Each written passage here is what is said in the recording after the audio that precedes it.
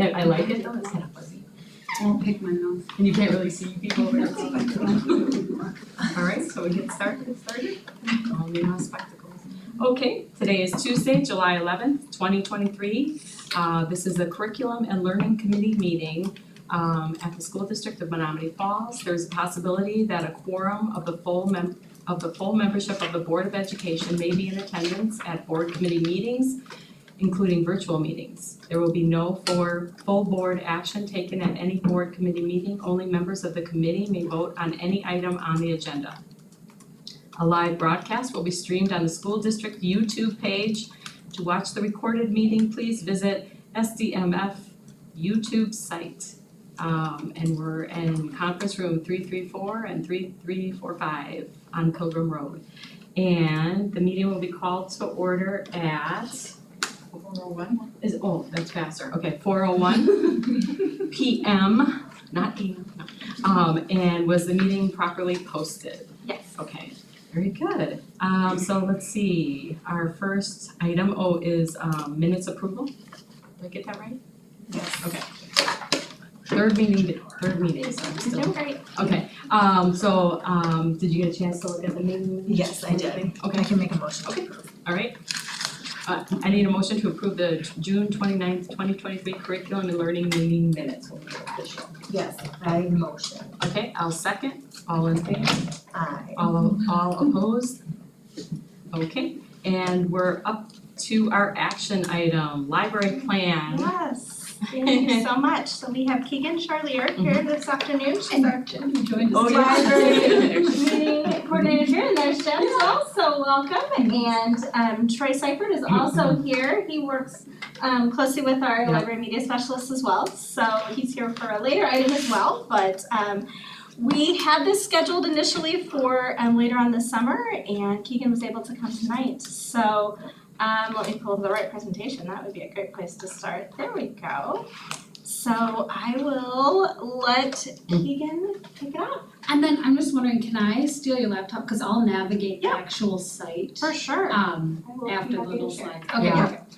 So, just to kind of lay the groundwork for this, the library plan, it's library plan. It's by state statute where every district in the state needs to have a strategic plan, and it's pretty open-ended as to what that means. What most school districts do is they do an assessment of their current state, and it's broken down by gears, which I'll get to on the next slide. But there's a future ready library framework that has been created for schools, and it's enforced by DPI to assess their library program. So what you do is you go through each gear and you we did a fishbone analysis back with Jeff Nennig a while back, a really extensive one about each gear, where we felt there were areas of strength, where we felt there were areas of growth, and then we made this huge goals list, and we've kind of prioritized them as needed.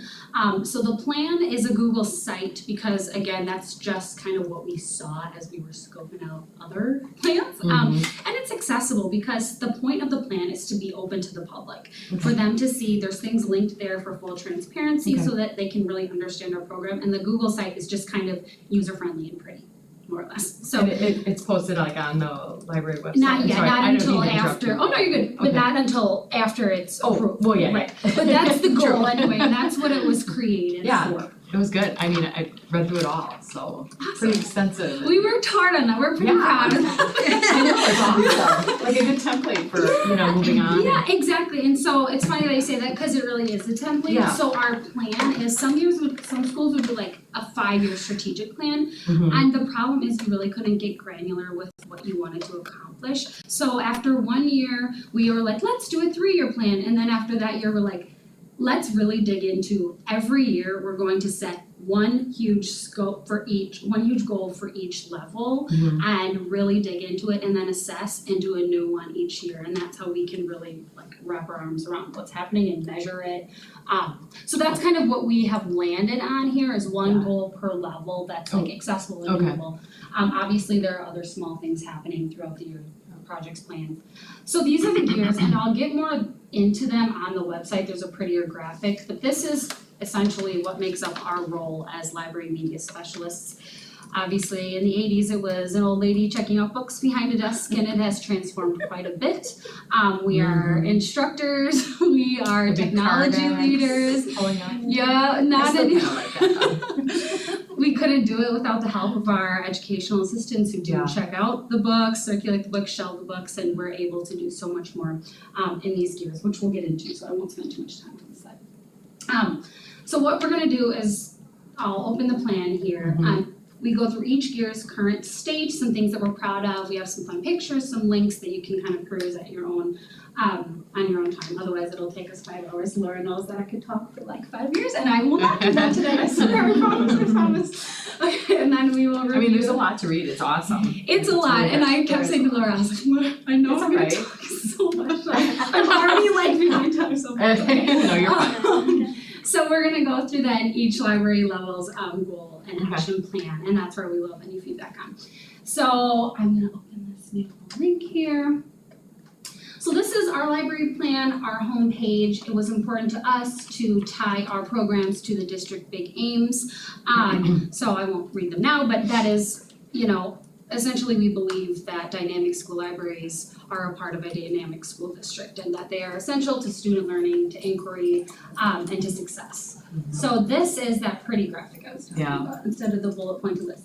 This is per DPI how we are, defining our role as library media specialists. So each gear here on the side is obviously corresponds to this, and I'll take you through those. And then this is us. Emily is currently having a baby, so she's not here. She is Like right now? No. she's like right now. Yes, actually. Yes. Stop, that's So, awesome. but she's left right now. Yeah. And then we're super excited that she has a new EA this year, so really looking forward to that. But these are our fearless educational assistants that we literally could not survive without. Wow. So I would say, and I could again talk so long, but I'm not going to. Curriculum, instruction, and assessment is where we are strong. This is where when we did our assessment, I think we all agree that we're teachers first. This is what's important to us. That's like a little picture from our true crime podcast unit with medical detectives. We work with teachers, we build units, we teach. We are in front of the class all day, every day, whether it's a fixed schedule or a flex schedule. That means you just have to build relationships, collaborate with teachers. I am always teaching. So this is a big one for us. The realms that we teach in are technology, like digital literacy, digital citizenship, using tools ethically. We do copyright law and how to use content and create content ethically. Our big one is research. That would be where teachers kind of pass off the torch and say, here you go, please have my class. And so we, when we came in, Emily and I came in 4 years ago, there was no research scope and sequence at all at our school. So that was the first thing that we dug into, and we built a 6-12 research scope and sequence. And then through the new elementary scope and sequence, we have brought them up through now to 6th grade for more of a K-12. So it's beautiful and cohesive. We've created a flow chart that is in every single classroom, common language, and we've seen so much growth in the students as researchers. It's kind of amazing. It's definitely my proudest thing that we've done here. We do a lot of project-based learning. We are coaches on project management skills. We teach teachers how to teach project management, choice projects, media, content creation, all that good stuff. Students as creators is a big one for us. The space is not really a classroom, it's a hub. We have green screen rooms, we have a teaching area, we have areas where they build these huge STEM activities, they're coding. It's just this hub for creation, and we want to make sure that we kind of keep going with that, which we'll get into later with our goals, but that's a big one for us. And then we are really resource curators and creators. We create resources for students and for staff, which you'll see in our library websites as well. And then any links here, so this is the new elementary scope and sequence for reference. these collaboration logs, because we don't have fixed schedules, Emily and I document every time we touch a class. Okay. So it's really interesting to go in there. We've linked our lesson materials and you can see anything that we use and teach with the kids. All the things that we work on, from research to library bingo, it's all there. So that's there for your perusal. And then that 6 through 12 research scope and sequence is also linked there. That was the first thing we did in year 1 and it's going strong. Literacy, obviously we're a library, so we're pretty proud of this one too. We do a lot of library programming, so tons of reading incentive challenges. We collaborate quite a bit with the public library. There's always a program going on, whether it's Book Madness, where we model it after March Madness, basketball, right? Book Madness is cooler. Just kidding, I'm biased, but it's fine. Lots of events, we do book mini golf. We are always bringing students in with displays, with contests. We had an author visit this year, which is really cool. You guys do a ton with the public library, the kids' choice books, author studies, book talks. So this is, we pride ourselves on our literacy gear for sure. We definitely try to keep kids reading and engaged and always kind of researching new cool ways to do that. So that one, lots of fun pictures here. This was from our author visit. So they read Playing Through the Turnaround, and then actually Jenny got me onto this. This was World Read Aloud Day. So the authors did them for free. They would meet with all the kids. So the kids read the book and then we met the authors. That's cool. Thanks to Jenny for that. And this is Jordan, who does a high kick anytime she gets a chance. So there you go. I think the one gear that probably surprises people maybe the most is that we lead quite a bit of professional development. We really have a role as coaches as well. So we, I attend the coaching academy with all of the other instructional coaches, and we are technology coaches, and tech handles, the IT, here's the how, but then we take it and here's how you innovate. Here's how to use the tool, and now here's how you can use it for, better results or to be creative or have students gain autonomy with the tool and not just have the teachers using it. So it's just kind of taking it to that next step. We do one-on-ones with teachers. I'll do a whole, once a month, a tech tool demo on here's how to use a Google form to make an escape room, little things like that. As needed too, a teacher will just call me and say, hey, I can't figure out Flipgrid, can you please help? Yes. So a lot of on demand. Also, tutorials. We are big on tutorials and research little video lessons. I would say if I could split myself into 1,000 places, that'd be cool, but I can't. So you do make video lessons here, Jeff, for here's your research lesson for this, here's for that, because everyone's doing a research lesson at the same time and you're one person. So tutorials are big as well. I'm going fast. Am I failing? Am I going to? And tutorials on like how to research or so how to navigate or okay. I try to do most of the research stuff live because that I really like to get in there and I really like to have them practice the skill. Well, sometimes you learn by doing and then it's click this, click that when you see it in the right. So the research stuff is super high level and you can lose them on a video. So the videos are more so here's how to use Book Creator and here's how to use MyBib to create a citation. They really are for more so the tech tools and video lessons out of necessity for something higher level. But I really try and get it and do that live. Yeah, and then it's always there and they can go back to it. Exactly, It's been really helpful to have those videos.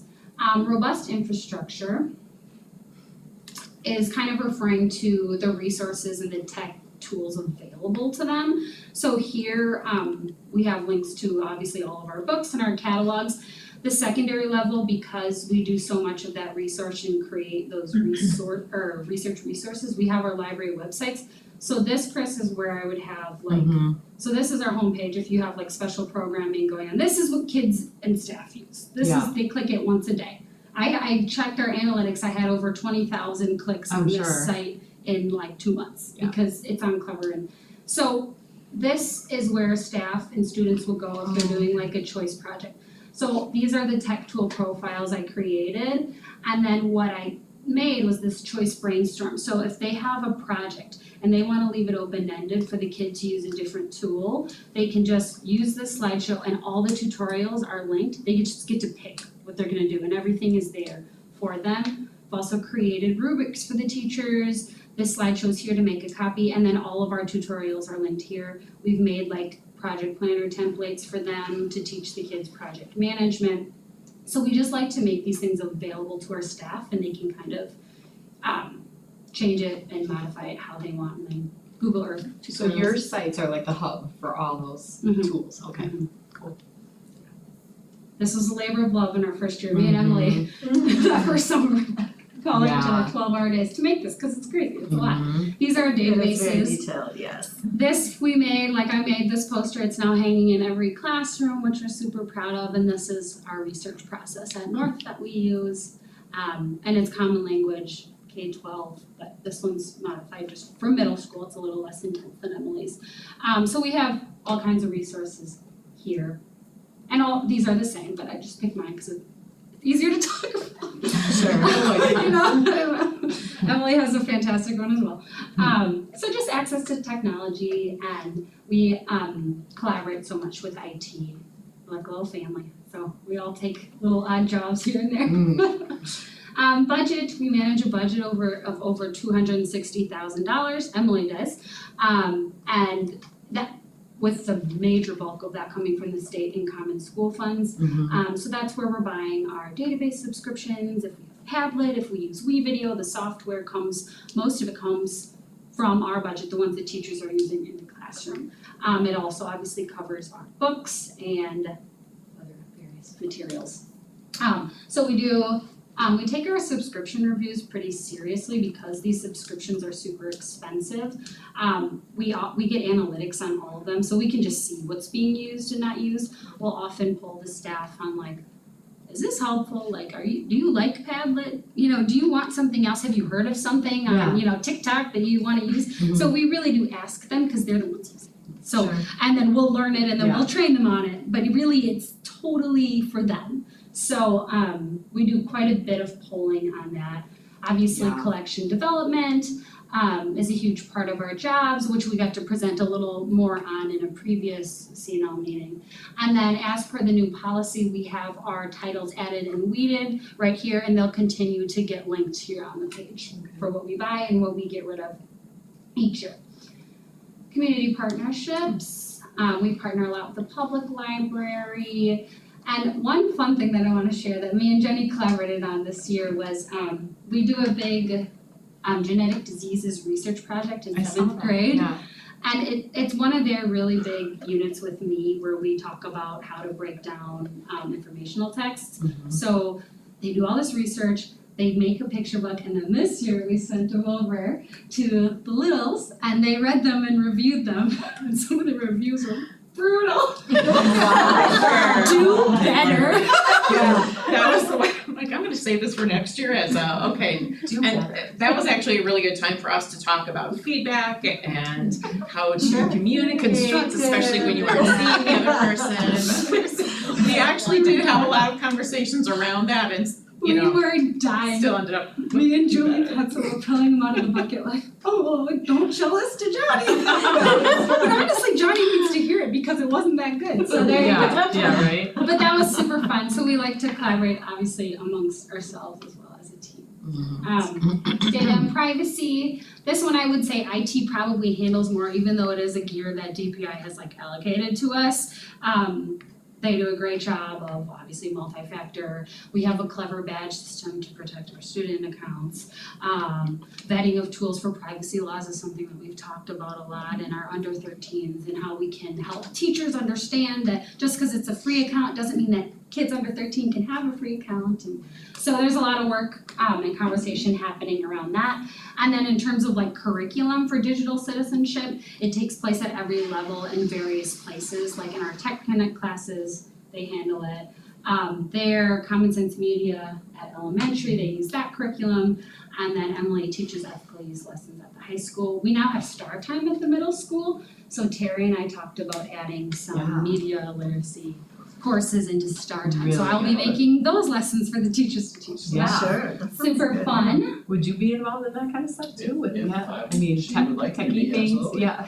Yeah, those are both really good resources, especially Common Sense Media. Mhm. Everything's pre-vetted. Yeah. I'll use. National standards linked. It's used widely across the United States with students. That's really. I will likely take those and then spice them up because middle schoolers hate everything, so you gotta make it more fun. So I'll figure something out. It's gonna be great. More challenging audience than the elementary. Just a little bit. I'm teaching elementary summer school right now, and there's so much more enthusiastic about it. Yeah, go ahead. I wish I had this. So use of space and time, kind of talked about it before, but our space is like the space of all things. You could have a class teaching here, and then you have someone coming in for silent reading checkout, and then you have a class in the green screen room practicing their plays, and then you have kids podcasting like in my office on the floor, and it's always yes, you can come in, and then we're gonna Work it figure out where you're gonna go, but it's Yeah. always yes. That's so important to us. This year, the big project at NMS was genrefying, and it is done.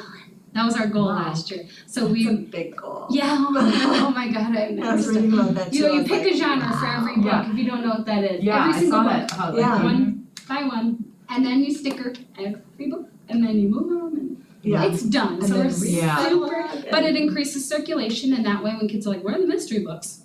Well, they're right there, and you Yeah. couldn't do that before. Oh, So wow, that's it great. increases autonomy in browsing, circulation, it's just, I can't wait to see this And that was go just on. at North, Yeah. right? The high school already did that. Yeah, they already have that. And elementary has like informal genre. Yeah, I they, feel it's like. hard to Yeah, and that's genreize. something I think going ahead, I would like to do more of. Or like general Yeah. genres. Right. So that was super cool. So yeah, just some fun with the space. I love This is that, my by the favorite. way, I love that. I It caught my walked eye in- the bottom, the middle one. The books missed you, welcome Oh. back. I love that. I thought that was so cute. Very proud of our displays. Yeah, I know, but that's all like, Very creative, yeah. is that all at North or No, everywhere? That's no, these everywhere, right? pictures are all Okay. schools, yeah. This one though, with the Yeah, the mummy, green screen. honestly guys, I walked in for my lunch break and saw that and I go, okay. Like I just took a picture of it, that's about right, that's right. So what was under the, what was the They were doing, the set? we do a huge ancient Egypt Okay. truce project where they research a topic and then they can display the information they learn any way they want. So they made a how to mummify video. Right, but like, so Sounds that's all perfect, yeah. green, so there must be something So- he's laying on, like Yeah, right so now when too, we or- video them, we teach him, you chroma key out the green and he was in Right. like a sarcophagus. Oh my Yeah. gosh, I wish that was pretty cool. But they're really good, the video is really good. Yeah, Collaborative leadership, we're on a lot of leadership teams within the school. Like I said, like I thought maybe he was floating or something. they do that Oh, too. no, yeah, I have I'm a sure, glove, I'm sure. so they have an object and they're like, Yeah. ooh, and it's Yeah. they love the gloves. Yeah. So we serve on various committees and leadership Mhm. teams within our schools, just to make sure that we know what's going on and that we can help in any way. And then that takes us to our goals and action plans. Like I said, they're pretty simple and they're definitely based out of need when we assessed where we are and where we wanna go. So North's is pretty simple. We purchased 30 new iPads with our Common School rollover funds. The goal for me is to get math and science more in the library. I get science a lot for research. I do not get math in the library, and that's been my goal since year one. So I wanna start augmented reality with math and science, and what that is you can use the iPad and you have a 3D model in front of you. So in medical detectives, if they're dissecting a heart, it's in front of them. It adds an engagement factor for visual learners. For math, the problem is in front of you, and if kids are paying attention, they're learning. So engagement's so important. Yeah. And of course, like we had 10 iPads before. So now when you have a class set, it opens up the world to all software and applications that might not work so well on their Chromebooks. So I'm super excited I have them. So my goal is to research and hopefully go to some professional development on like meaningfully integrating that software Yeah. into classes and bringing classes I haven't historically had into the library. So that's my goal for this year. Cool. Yeah. The high school, she is working with social studies to develop a research scope and sequence that is embedded into their social studies curriculum, where every year they are coming in for certain projects to hit certain skills. So she is working with the social studies team to do that so that it's not just a lesson that doesn't have any application, but it is paired with a curriculum item. So they've been working on it, but this year she really wants to hit that home and make sure that's finished. And then our elementary schools, they developed a new scope and sequence in the past year, and they've been working on that. And this year, the focus is teaching it, right? Editing it, annotating, that's what they did last year. They made modifications based on what they noticed about what they actually taught, what they needed to add. And the final push is to start linking lesson materials and activities for transparency, but also for documentation for anyone new that ever comes in. And it's important to have a scope and sequence with materials as well. Right. So, Yeah. and I don't know if there's anything you want to add about. Consistency. No, I would just add that the scope and sequence really needed to be put in place because when I started in 2019, 2020, by March it was just kind of all over the place. And then after COVID and after everybody had been pushed to do a lot of things online and use different tools, and some of what was already there wasn't really relevant anymore. So we went through and just made sure that it aligned with with our ITL standards, and that we really looked at, what grades are these being used in? Are we really using, is it something that needs more conversation? So I think we feel pretty good about where we are on that, although of course we always, tweak as you go along. And I think for now too, really looking at the lessons and trying to take that digital citizenship piece and the technology piece and the literacy piece and how in our structured schedule can we get all of that accomplished. So, so that's, that'll take us through the year, Yeah.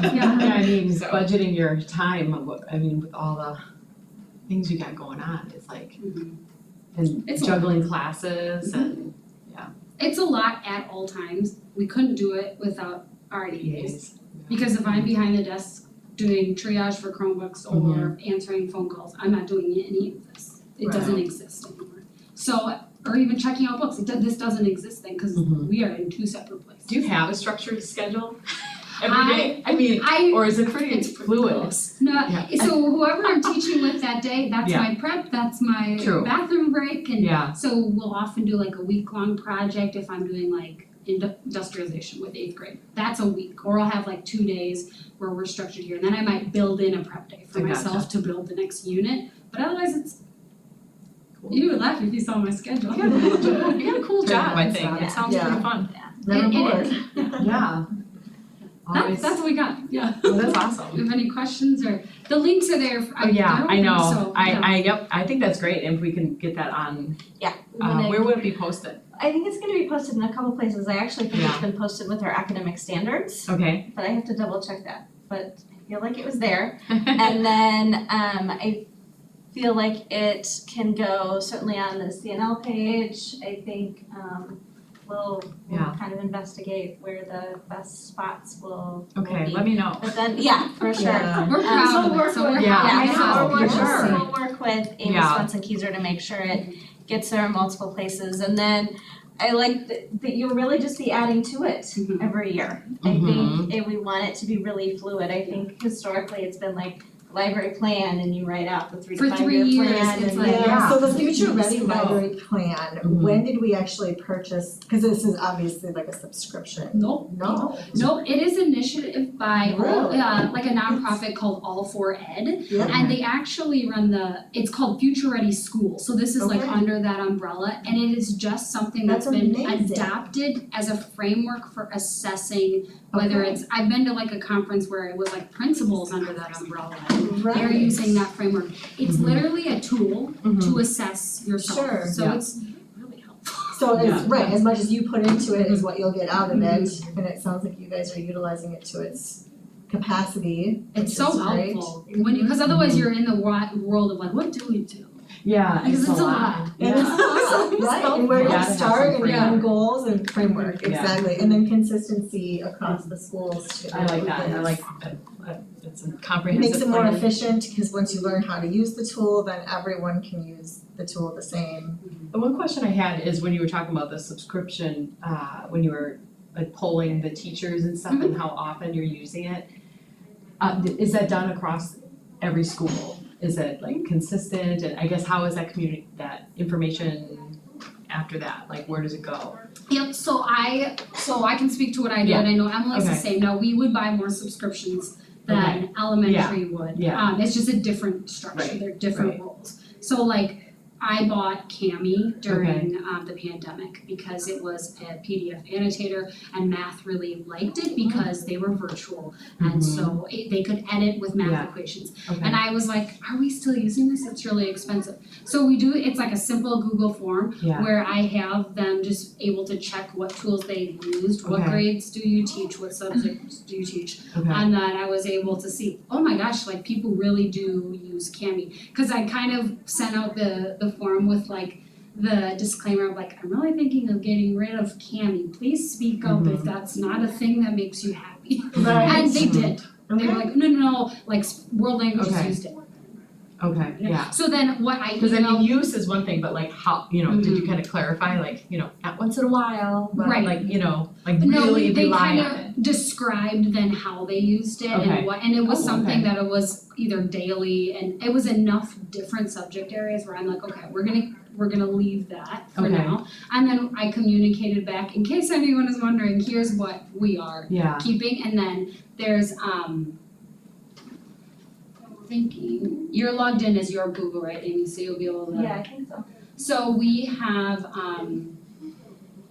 this is similar to it, so this goes out to, this is the public facing one, so it doesn't have all the staff stuff on it, but I have a staff cheat sheet that they get during orientation in August. And what it does is it explains everything that we have and then all of the user login information. And so here's like the apps like that would be on that survey that we could either kind of boot or keep. Sure. So they would be communicated that, and then this takes them to that page where all of those tutorials for all of those apps are. So they always get updated on what they currently have access to, yeah, and if anything ever were to get removed, that would be communicated to them before. yeah. Sure. Oh, yeah. Yeah. Right. Where did it go? Yeah. Yeah. But yeah, has, I'm pivoting a little bit, but That's okay. policy 365, has it rocked your world at all, or is it like it's just going with the flow, it's just The new one? clarifying, the new one, the library, No, okay. I mean, I think we really were happy with how it landed and Leia's involvement in it, and we really appreciated being involved in Yeah, it. I mean, yeah. we got to meet with her and talk about it Yeah, and make edits and suggestions, and that wasn't always the case, so Okay. no, I think we feel like we are also in agreement. cause I was on the committee too, but Mhm. I just, to add a Easy little bit enough of to those implement. parameters and age appropriate things, and okay, There are certain things that will always be subjective, but that is Yeah. why we have the other process set in place for those conversations, Yeah. but no, we're happy with it. Yeah. cool, alright, the other process Yeah. that you don't want to mention. Yeah. It's part No, of it too. It It's is, okay. it is part of it, but which we'll be maybe addressing some things, who knows, we'll see, We'll see. We'll see. I'm getting my summer reading out of the way now. Oh. so I'm ready for Wow. fall reading. Well, very good, do you have any more questions? I don't, Okay. no. Well, thank you. Yeah, Thank you, guys. very much. Thanks, both of you, Yeah. we appreciate it. So That we would sounds look for a amazing. motion to Oh, approve okay, the library. sorry, I forgot my job, I always forget my job. That's okay, I'm here to support you. Okay, thank you. Alright, so I'm looking for a motion to approve the updated library plan. I motion. I'll second. All those in favor? Aye. Aye. And opposed? Okay, we got a motion, yeah. Thank you guys for your time. Very comprehensive, Very such a well good done. job. Thank you. Appreciate that I have a very lot of much. tabs open, sorry It about really that. added a lot of clarity to everything. That was our Like, goal. It's just like, Yeah, you know, And streamlines. for everybody A to lot. see and we're just proud of what we Appreciate do, so we were excited to make the plan. thank you To show so what we do. much. Yeah. Cool, Alright, well. thank you, I'm gonna Yeah, boogie wonderful. here. Yeah, you get to go first. Yes, to go to our next stop. Oh, boy. Alright. Sure.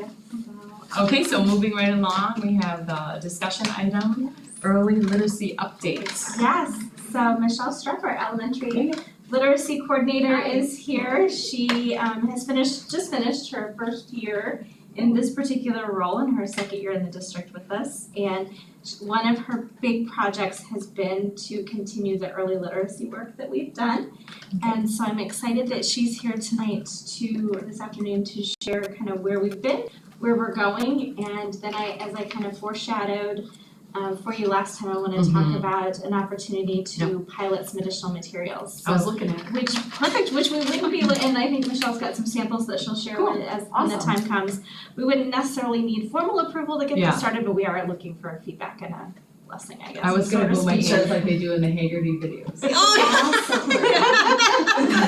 You'll get it. Did you see it at all? Did you see any of that? Okay. As a speech pathologist, I can appreciate it. So, Yeah. Chris has some extra I mean, expertise even with here my that- adult patients, I do kind of like that movement and things like that with certain phonemes and yeah. Sure, anyway, We'll see a sample later or hear about it. So I'll turn it over to Michelle.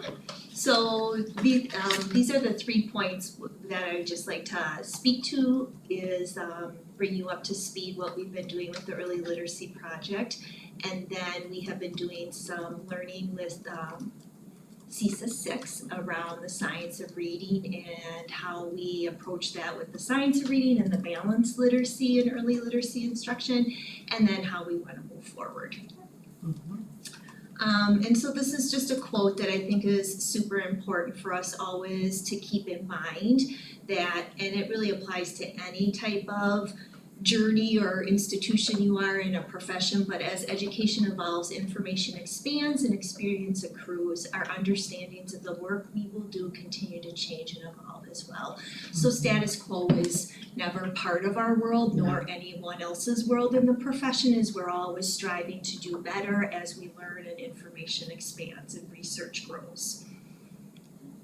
So with the early literacy project, really how that has developed in regards to that it takes a village to support our students, that just educators are not the sole people who can support our children in their journey of becoming literate. We need the community support and we need family support. So with the early literacy project, there's 7 action areas and we have like subcommittees around those action areas that are doing work so that we address those 3 areas and we bring our community, educators, and family together to support our students. So you may have heard about the connection with the collective impact. Yes, And so the brain bags at the library and the Ready Readers newsletter that goes out, those are all connected to the early literacy. The community Yeah, part for of it, sure. yes. Cool. And then the family part is really how the Ben Franklin and Shady Lane are bringing families into the school and getting parents involved and the teachers. And then the educators is really like how we're rallying around our teachers to grow and support them.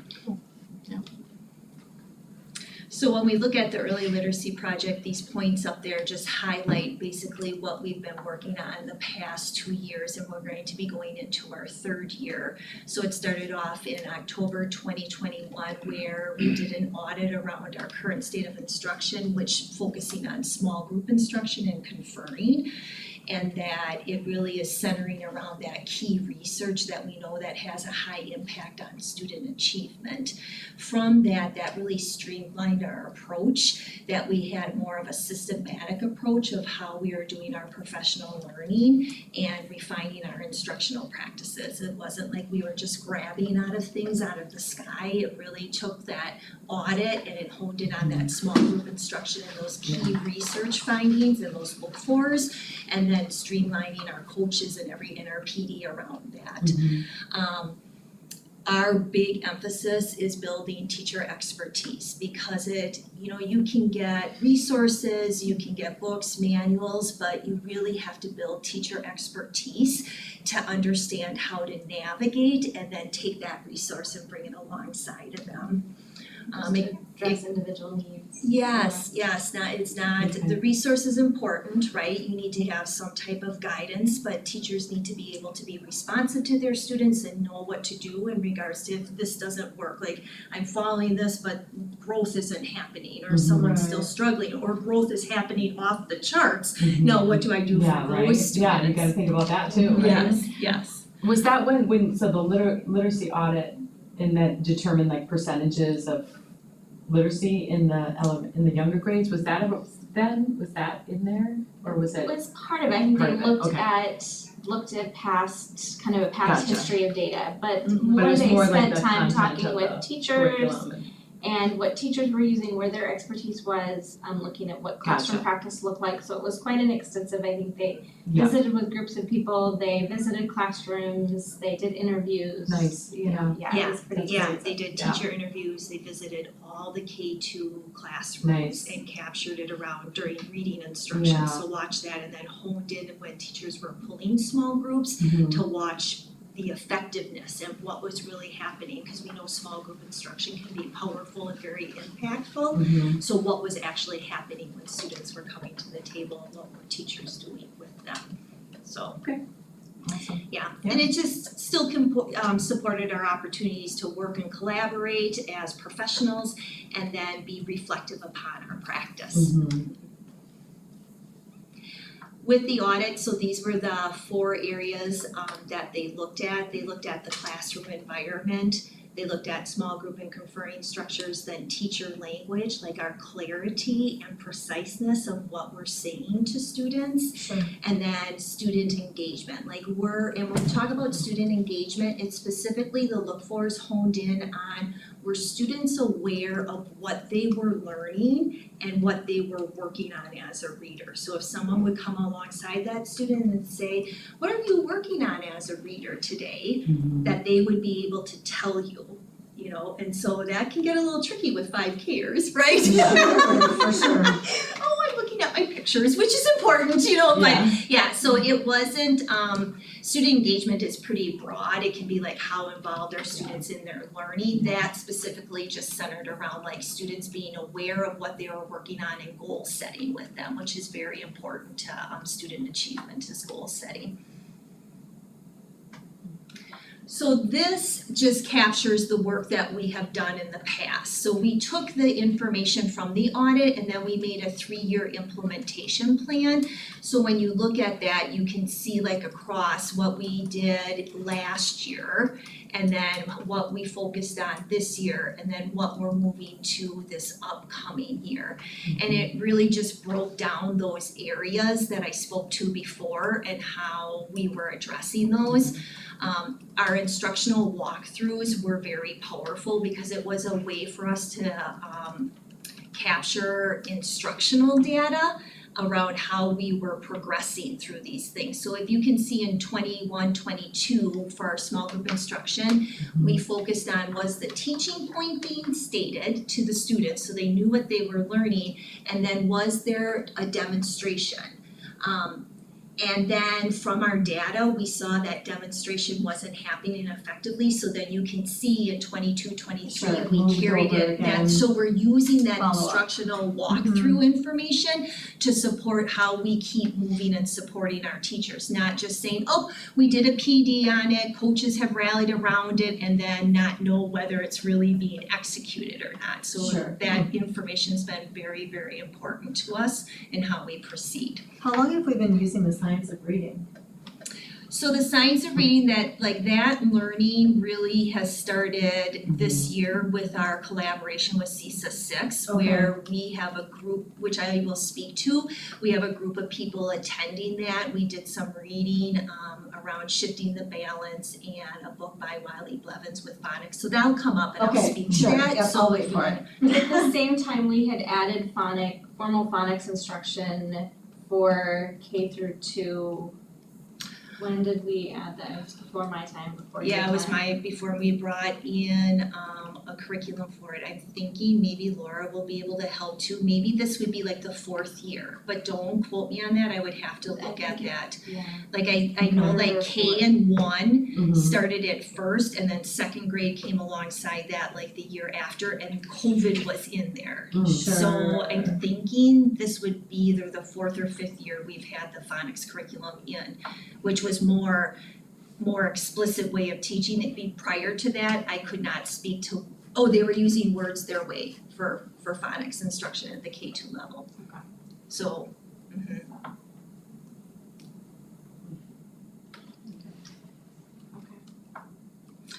So this next part then we'll talk about our learning that we've been doing, and really it's about like, it's not just the science of reading, like when people are talking structured literacy and balanced literacy, like it, and I'll speak to that as we move forward, it's really not about what it is, it's about really capitalizing on what are those high leverage instructional routines and what do we know we need to do with students, and then finding, like bringing those together, because they both have powerful parts. So it's not just one or the other, we have to find where do they agree upon and merging them together and finding that. So we've been going, there's a small team, it consisted of the elementary principals at the K-2 level, the literacy coaches, Amy and myself that were attending the Early Literacy Academy with CESA 6. It's a 2-year, I think if you go to the next one, those are the 2 books we read. I felt and continue to feel like I'm in a master's program. Sure. So, because it was pretty rigorous. Wow.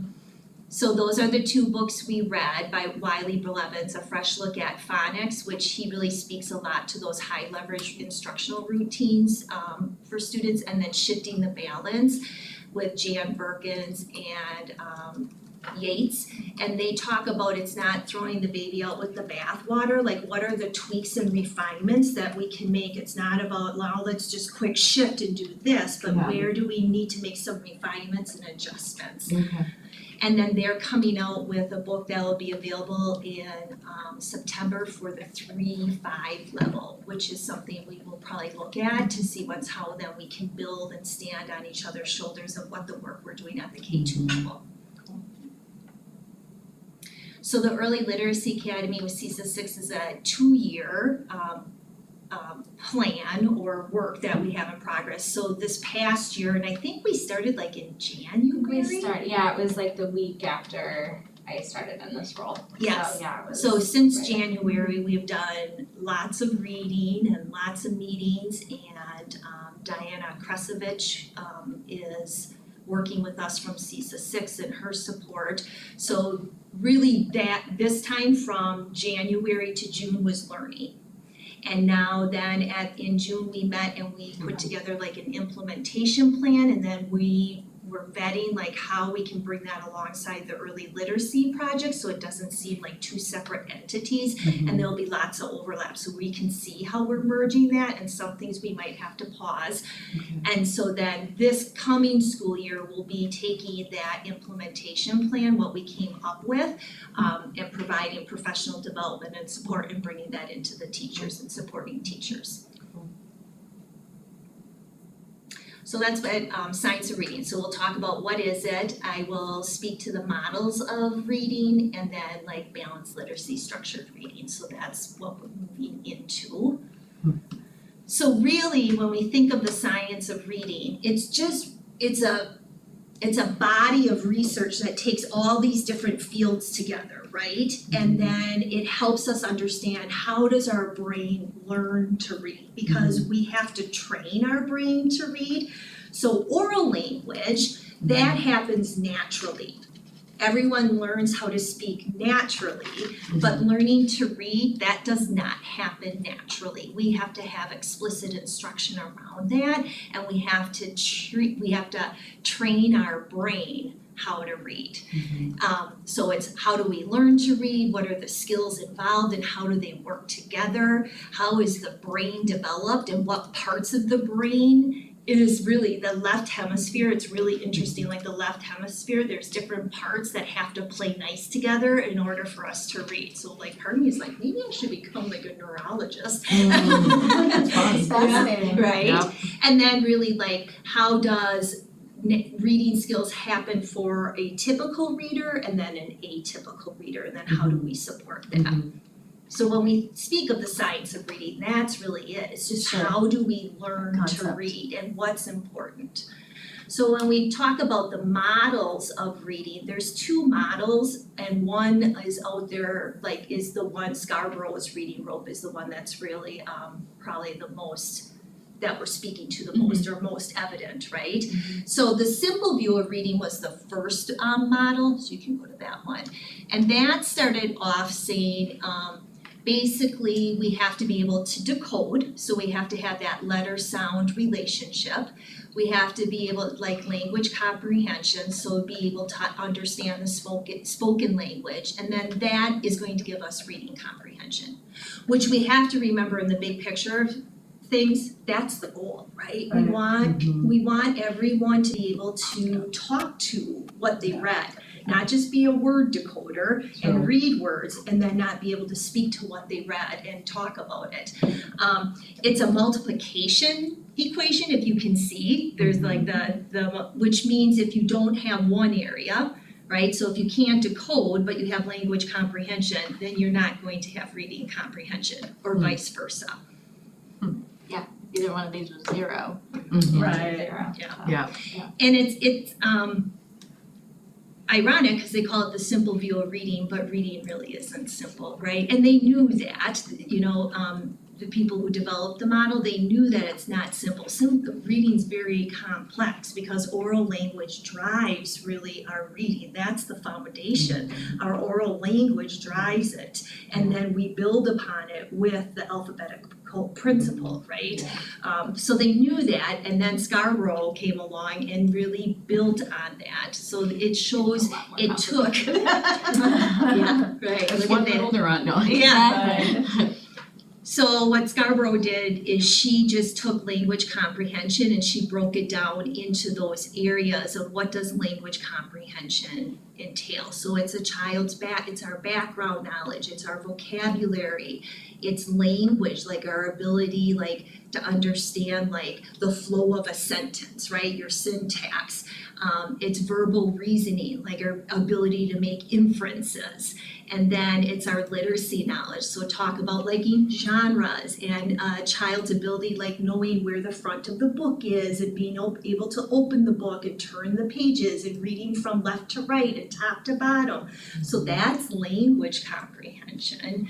And then word recognition or decoding would be that ability to understand the spoken language has words and sounds in it, and just hearing that, it's not the visual part of it. Then decoding brings in the visual part, right? The letters and that part, the alphabetic principle. And then sight recognition is those familiar words that you just have to, you take on and you know them automatically without even having to decode. So when you bring all those parts together, the rope is the coolest part because each of those parts is a little strand, right? And you can see how they get woven together. And if just one of those strands is frayed, I should say, like background knowledge, that's going to impact a child to be able to be a skilled reader. So it really demonstrates the complexity of reading. It's not just about word recognition or phonics. There are so many other complex parts involved in for us to be able to build a child's ability to be a skilled reader and give them that gift. But we have to be strategic about it, right? Yeah. I saw spelling it. You didn't make that slide, did you? No. Oh, that was from Caesar. Yeah. Yeah. Okay. I love it. You were There's so a spelling so error in there? bad. Is Yeah. there? So Did good you at spotting him. I didn't You're see just it, as so- bad as me. Did you but see it right? I didn't, Oh, okay. so I'll go back and look. I'll tell you later. Okay. It's not you. Now I wanna find it. Go back. Yeah. I wouldn't be that rude. Michelle's By the been way, coloring in by the that way, blue and Michelle. green for Yeah. So here's It's like where a we real talk sickness. about, you'll hear structured literacy versus balanced literacy. And again, it was what I was speaking to. It's not one or the other. We have to, because both have very strong points to it, but we have to bring it together and how they work together. So structured literacy really is talking about that we have explicit systematic teaching. And that is around the phonological awareness and those areas in that decoding area. And that we're explicit with it and we're systematic. And when we talk about systematic, it means it starts with the simplistic skills and then we keep growing them to get more complex. Yeah. That's what systematic is. Yeah. When we talk about balanced literacy has more of an approach where maybe you're looking at it not being as explicit And some people might look at it being more like inquiry based, or like when you see a child needs this, then you bring it on and you teach it to that child. And that, you know, that we still have to have that. We still have to know where children are at, because all our students come to us vary at different levels, and we want to know that and then how to support them and move them through. But we still need to make sure that we're being systematic and explicit though. So we have to bring the two together. Otherwise, kids have gaps in their Yeah. their learning. Yes, yeah.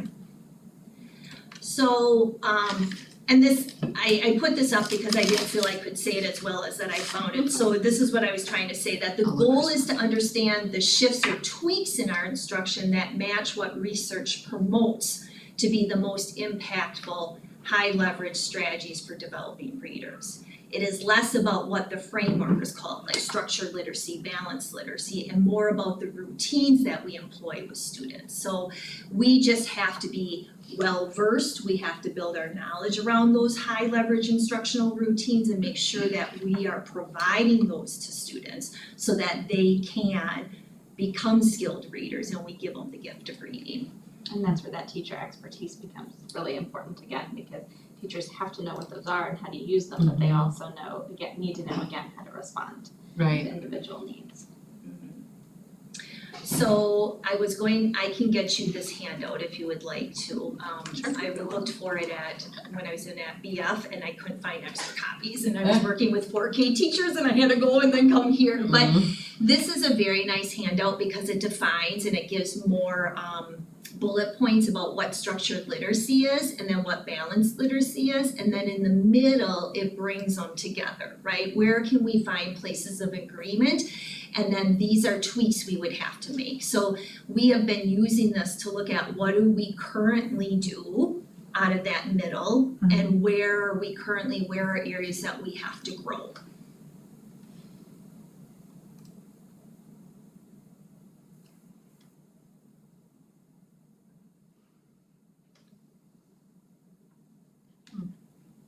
So then how do you help build expertise with the teachers? Like how are you measuring where they are at and then getting them to where you want them to be?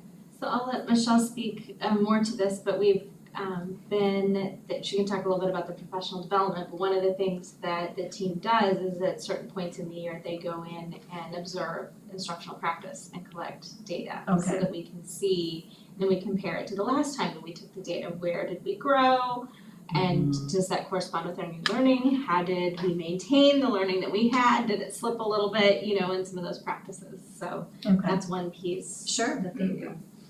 And we did some surveys with our teachers, like around parts that really should be non-negotiables during our literacy instruction time. Sure. And so we got a feel of when time was crunched, like what would you let go, and it was interesting, the feedback. So we've done surveys too, like to help us in regards to understand where teachers are at, and they give us their very honest, because we're like, there's no right or wrong answer. We're just getting a pulse, we're getting that temperature reading of where we're at, and then we know where we need to move and what level of support we need to have. And our teachers here are very, like if we sit down and have conversations with them and have discussions with them, they'll be very honest, like this is new learning for us, no, we don't do that, or yep, we do that, but we need to get better at this. So it's a very nice relationship that we have with them, that they are able to tell us where their comfort level is at and what they're doing and what they're not doing. Sure.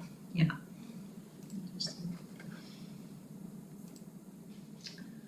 So then moving forward, this is where we're at. The work that we have done with CESA 6 has been so beneficial and so powerful, because they have provided us with great tools to use in regards to surveys and different things like that. Even like we looked at some of our resources and we dug into them deeper in order for us to analyze what they offer and what they don't, so that we could understand where those gaps might be and holes might be. And through the work with them, this is where we have landed that phonological awareness, which is such the foundation, that wasn't very solid for us in our curriculum, and we wanted to make sure that we had it, it's there, but it's not as systematic as we would like it and as explicit as we would like it. So that was a gap, which Sure. is our moving Yeah. forward We're gonna talk that about we that want. in just a second. Yeah, Yeah. so this is really, we, with the CESA 6 help, the implementation plan, we want to focus more on phonological awareness instruction and help our teachers understand those high leverage instructional routines. Blending and segmenting is so important, so even with phonological awareness and phonics, so phonological awareness is where you just hear the sounds, like if I say cat, you can break it apart and blend it. But then for students, even when they're writing and they wanna write the word cat, now we're bringing that phonics element to it, right? Where they have to write so that they're able to then segment that word and then know I hear k, that me, could be a C or a K, but they're able to break that down and then start writing and transfer it to their writing. And then our assessments, we have to beef up our assessments around phonological awareness, so we have a better pulse around student learning in that area and data to support it if we know they have these certain parts that are very beneficial in place so that we know we're setting them up for success as they move forward. So yeah, the process of really digging in, I think it was, as Michelle said, so beneficial, and one of the things that really came from it was people having some real aha moments with things that they had been working with. Like, oh, okay, you know, I'm looking at it differently, I can see it more deeply now, and really some good discovery of like, okay, so now where do we go next? Rather than, you know, just somebody coming in and saying, well, this, and this, it was like, oh, we can see this now. Yeah. So it builds the why for next steps Right. really authentically. True. So, It gets them buying in, like, yeah. big time. yeah, 100%, which I think is really, really valuable. Yeah. Right, every teacher wants success in their classroom. Absolutely, absolutely. So we can see that, as Michelle mentioned, one of the things is that phonological awareness. And so we started talking about how can we get that, beef that up in our classrooms. And one of the things that I know Michelle knew of, and that we had actually used with our 4K students was something called Haggerty phonemic awareness. And we piloted it, and this committee approved it actually back in June of 2021 for 4K, and it has been used. But because we see that gap in kindergarten and first grade, we would like to add that back in. We did not have a chance to pilot it this year. We did not, as we were doing this work. Again, we started in January, so came up to late spring, and we're like, we'd really like to add this. We know that it's very well respected. I know Nina's not here tonight, but she would have seen me during the interviews, the first round interviews with the Ben Franklin principals as they were asking questions at the end of the interviews. The conversations with several of them, and I said, well, we're looking to introduce Hager. Oh, great, you know, so everybody I have talked to outside of the district, or inside the district and outside of the district recently has been like, oh, that's great. So very familiar with it. It's used, I can see it's used in Elmbrook, Franklin, Hamilton, Mequon, and Tosa. Just some of the districts using it. And it really will, we believe, and I'll let Michelle talk a little bit more about it, identify or support that urgent gap that we found. This is really important. But again, we didn't pilot it. And so I want to stay true to our process. I would like for us to pilot it this next year in K1. But typically in a pilot, we would select some classes to do it in. And I don't want to do that. It's urgent enough of a need that I would like to bring it in to every class, K and 1, and then monitor it as we would a pilot. So that we're collecting data, we've got our beefed up assessments that are going to help us target how students are doing. We'll be able to use those multiple times a year. We'll be able to collect teacher feedback. Probably not on a weekly basis like we did during the science pilot, because this would be year long, but on a regular basis to get their feedback. We'll be able to do some observations and have some data to help us know whether we should continue with this. Okay. I think it's gonna work. I think it's gonna be very positive, but we'll collect that data and we'll know soon enough. It is also cost effective enough. There are a couple different plans. The cheapest is $90 a teacher. There's one that comes with some electronic resources that I think is $140 or $150, something like that we could choose to purchase. But it is cost effective enough that if we feel like it didn't work, Sure, it's not a then huge it has not been a huge investment.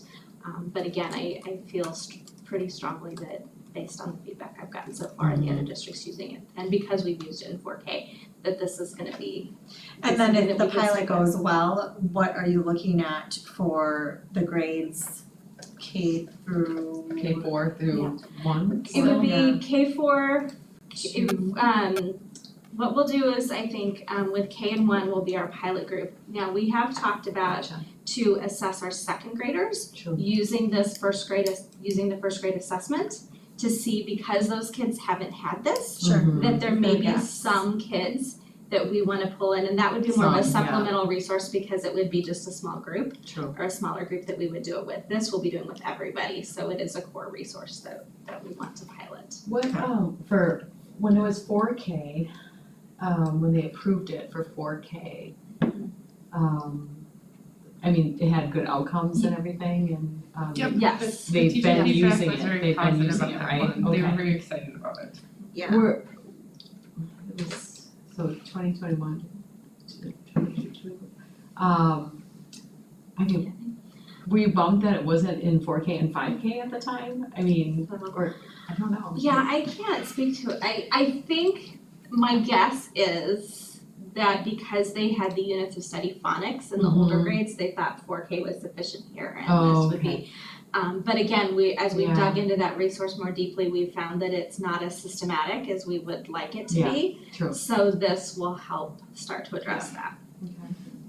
And I think, so last year was my first year here and I came in as the literacy coach for Shady Lane, like the full-time literacy coach. And I do recall there were conversations that of bringing perhaps Hagerty to 5K like this school year. Okay. You know, so I think there There might was. have been that, but don't quote me on that, I think there might have been some conversation of like, we're gonna start it with 4K, we're gonna see how it works, and then we're going to continue to grow and develop and then bring it in if we feel it's Yeah. needed, so, Okay. yeah. Can I see some of the books? You sure may. I didn't really peruse. Yeah, and typically in a pilot, we wouldn't have them yet, so Yeah, we I had know, to have right? some, so I was like, So bring them along these- and. The purple and the teal one will be used in the 4K. Okay. Where there's some things we're gonna use from the Oh, I thought purple they were one to bring in. Then this one, we just asked like so that Oh, we yeah. could view them. Curriculum, This sure. would be kindergarten and then this would be the first The grade first grade one. for primary, okay. It's very, it like spirals and builds and Yeah, then like right. some skills will like kind of, Systematic. yes, So when I saw the video and the teacher has the book, yes. I mean, it's their guide, right? Like, It's their guide, their, like, and you know, so they'll be like, Yeah. So they pretty much sit with it and then we will have to help support them with their understanding, cause like you said, there are certain The hand hand motions. Yep, Yeah. and then like you're chopping syllables and Yeah. things, I and was kinda so. like, yeah, I was trying to get into it.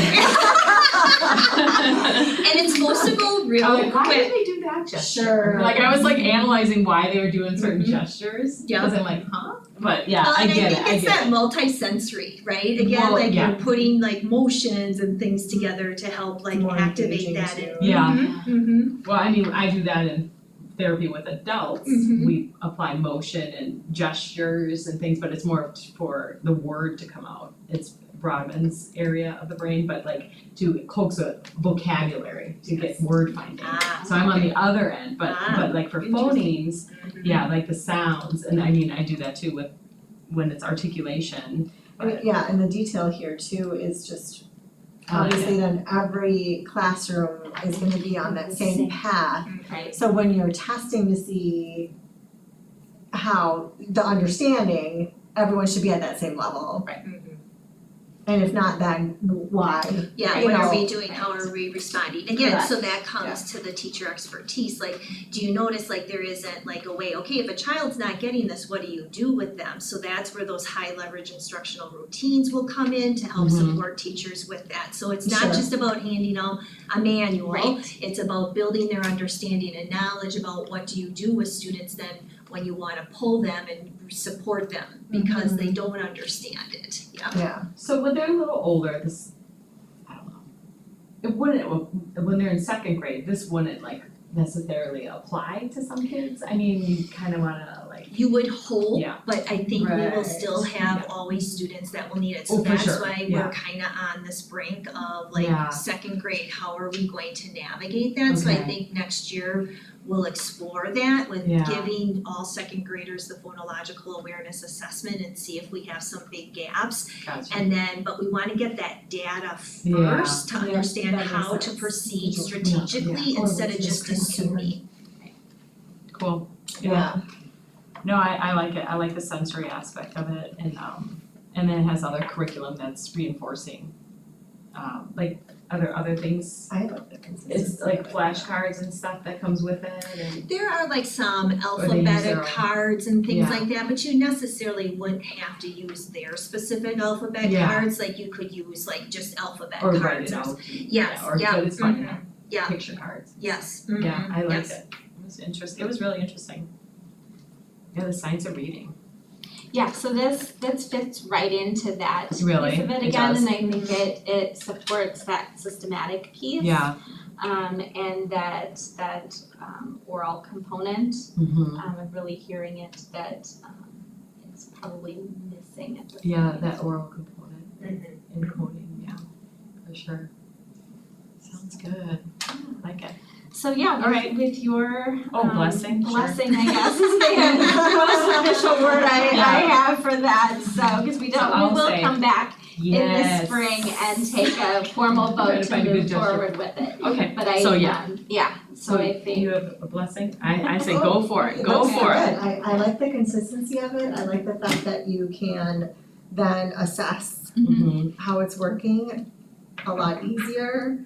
And I'm just looking forward to those scores going up. I know. Well, this is the first part, unfortunately, That's to they come don't, though, it because is it's the built- comprehension, yes, this is laying the Yeah, yeah, yeah, foundation. yeah. We're building the foundation. Building the foundation, and that's where it has to start. Correct. And So so this is it's the to Fenemic come, awareness I know. is, Yeah, can't even, it's- it can't, it's so So important. the only other, speech like the development. questions I have for you, like this is just kind of coming to me as we're talking, but is this just the next best thing to try, or what other programs have you seen out there No. to make us land on this one and say, you know what, this is kind of the way that we wanna go and why?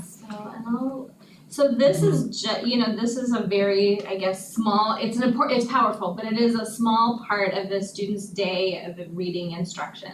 Like it's 10 So- minutes lesson. Yeah, it's basically. just Right. like, Yeah. It's a so we quick have lesson, other things yeah. that we already use, so Michelle maybe can speak to a little bit about other things that you've seen, but repeatedly this kept coming up as well respected Effective. and effective Efficient. and easy for teachers to use. It kind of checks all those boxes. Okay, And I don't know how long it's been around, but phonemic awareness and the concept certainly, was something I used as a first grade teacher 20-some years ago. We've done phonics now. Yeah, Phonemic it's, awareness. there have always been those things, Yeah. but I'll let Michelle. Yeah, and I Into think that. it's growing our colleagues' understanding around what is phonological awareness versus phonemic awareness true. versus phonics, True. right? So that's a huge thing. So we have to grow our understanding and knowledge around those areas because they're different. Mhm. And then I think I don't think anyone was ever out there saying that this phonological awareness isn't important. We just didn't execute it the way we should. And I Sure. think sometimes we jump too quick to phonics and we skipped having explicit systematic instruction in this area. And if kids can't do these specific skills that are outlined and there's a developmental continuum on it, if they can't do those things, knowing your letters and your sounds are for naught, because that isn't gonna guarantee that children are going to be successful readers knowing their letters and sounds. sure. They could know They can memorize yeah, they a can know, bunch of but it then and it's not- executing it, but Right, if they can't hear separate, if we say cat and they can't say k, at, just saying, if they can't hear 3 different sounds, they could Right. spell it, but if they can't, I don't know, it's just Yeah. this tricky thing, we have to build that auditory Mhm. awareness Yeah. that when I say I ran to school, that students have this understanding, I ran to school, that sentence has 4 words.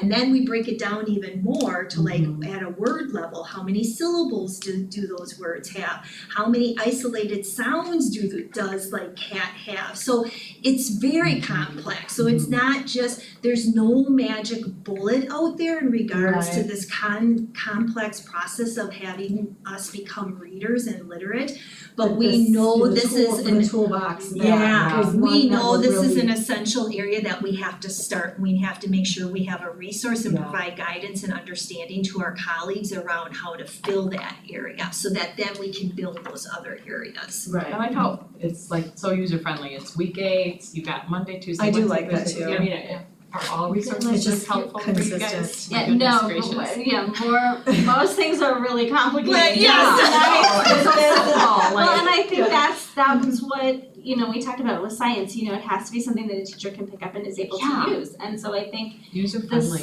the simplicity of this and the user friendliness of it with the powerfulness of the learning that will come with it really Makes it really I mean, it is so Right. simple, but yet for a little one, Yeah. it's so complicated. And this would be like, so this is kind of this is the explicit time of instruction, and then Yes. there's other areas of the day where this can come Build in it where in. yes, Yeah. where we're doing like interactive writing and they're listening to sounds and they're trying, you know what I mean? Because you have to do that we shared reading it would come in. So there's other moments of the day that we would swing the elements of this And in, but build them this in, is this is the explicit systematic time of instruction Right, for right, it, right, and then right, it gets reinforced in other parts of the day. Okay. Very good. Yeah, Yes. I like it. I like it Go too. for it. Yeah. Okay, thank you. Yeah, I'm excited. I'm like excited. books. It's like You're welcome. Yeah. Happy meeting teachers. Here you go, have at it. Oh, what I was gonna ask is, do you have volunteers helping with reading? And I mean, is there a thing with that? I mean, do you do that in classrooms, or is that not like We do have, what do they call it, like, I know know, in I the lower think- I think that, like, elementary, literacy- no, it is K-5, where, what do they call it, where, No. community members will Yeah. come in and it's a special day and Okay. they'll read with students, Okay. like that level, Yeah, are just you like, talking? yeah, or I didn't know if that's a thing, like if you needed volunteers in the class, I mean, I don't know if that's, Well, we have our educational assistants, Yeah. so like classrooms Yeah. have that, that are, I mean, I love reading. yes. I'm volunteering. Yeah, I was gonna say, But- I'm trying to think, it's on Do you the know tip what of I'm my tongue, talking about? yes, Like it's on the some- tip of my tongue and I can't. I know there's some, there's, Yeah. yeah, Well, and I see there's a kids couple, reading, like I thought there was there's, some at Riverside, but. we have the lady with the dog Yes. who comes Oh, yes. and I see Maybe it was kids her. reading.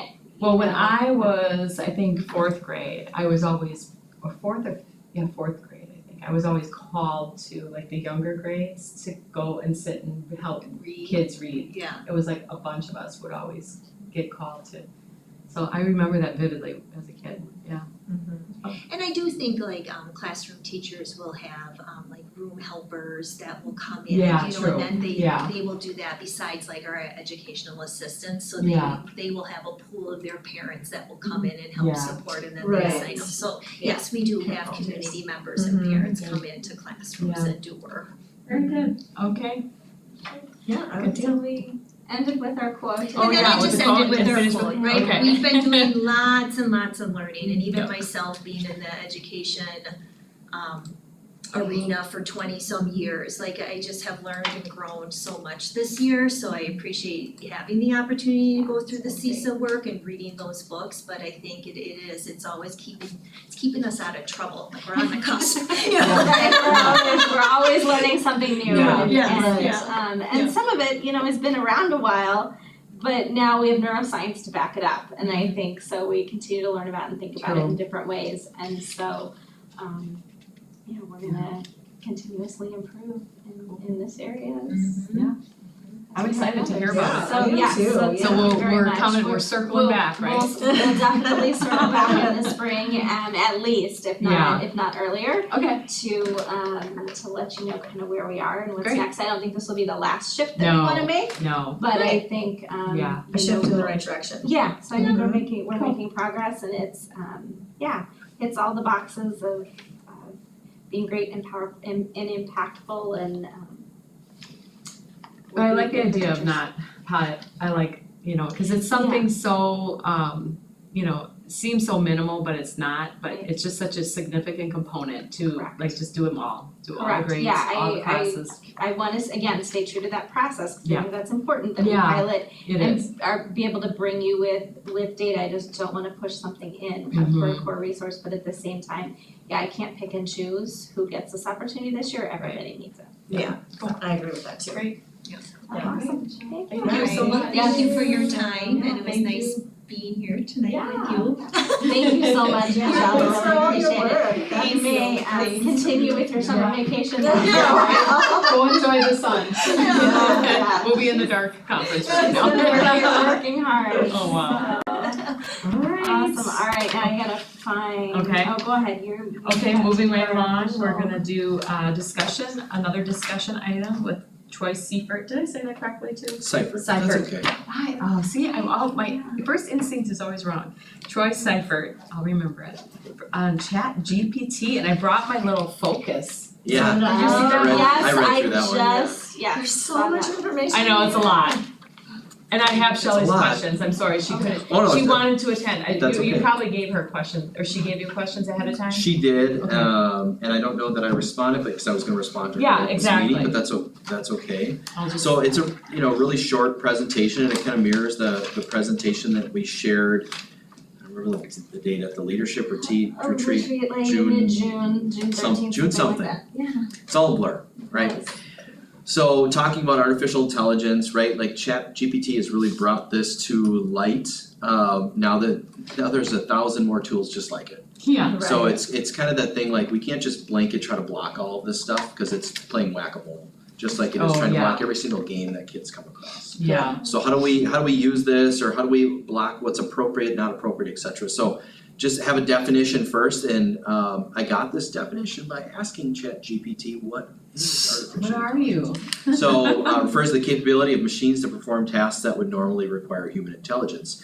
And you can see the little at Oh, the yeah. bottom, right? So they're still going through, how do we refer back to ChatGPT? How do you cite it, right? Yeah. So they say Cite themselves. ChatGPT, it's a personal communication on May 8th, 2023, which Okay. sounds kind of bizarre, but that's how you cite it right So now. bizarre. It's a little creepy. I don't wanna say it out loud, I think this woman is listening, but. It's very interesting, so that's She'll kind of be off how the grid. ChatGPT defined it. but Did you what's do it- your whole presentation on the chat? I'm just No, I kidding, did I'm not. kidding. I got a bunch of different resources. I did Yeah, I mean, what's interesting, not on the slide, but right, ChatGPT keeps collecting all this information that people put into it. Ugh. So we'll kind of talk about the risks of Yeah. that later on. So AI's been around for quite a while. I think ChatGPT is just different, right? Because you can have that personal conversation with it, and it's like somebody's speaking back to you. But chatbots have been around too when you go to business websites and they want to talk to a human, they may make you talk to a chatbot first, and it doesn't get you anywhere that you want to be a lot of times. I mean, it is what it is, right? It's gonna be around. So we talk about AI-powered personal assistants like Alexa or Siri. My kids love to Alexa for math homework help. Oh, wow. They should be doing that. You know, social media, they customize your user experience, right? You search something, you'll then see that ad come up on Facebook or Instagram or whatever it is. Or maybe you didn't even search it, your phone heard you talking about it. Oh, yeah, that's always fun. Customer service, we talked a little about chatbots already. Healthcare, monitoring patients, like they use AI to monitor patients, whether it's, heart care or whatever it is they have going on. E-commerce, again, providing recommendations for products based on maybe not that exact thing that you searched, but hey, you searched X, here's why, because it's related to X. Autonomous vehicles, right? Getting to be a little more prevalent. We don't have completely autonomous vehicles yet, but it's coming down the line. So being able to scan that environment, map routes, avoid hitting people, etc. And then smart home devices like your thermostats and your lighting. Your thermostat uses that AI to learn what temperatures you like at what time of day. Yeah. Oh, Unless wow. your kids mess with the thermostat. I'm old school, I have to press the button. I do too, it's fun. I like I'm it. okay with that. Yeah, me too. Very So, okay with that. That's kind of what it looks That'd be like. like living off the grid back then, but like Yeah. for the future, pressing your own buttons. So what is ChatGPT? It's a large language model trained by OpenAI, that's the company that's worked on this, trained on a diverse range of text data, including books, articles, websites. It uses that knowledge to generate coherent and contextual appropriate responses. Again, that came from ChatGPT itself. So we just also know that ChatGPT is only good up to or through 2021. I'll have to double check which it is, right? And it's not directly connected to the internet. So it's a static set of information, but it is also learning from what people enter into it. There have been folks at private businesses that have entered specific data, and it has come up in other people's searches.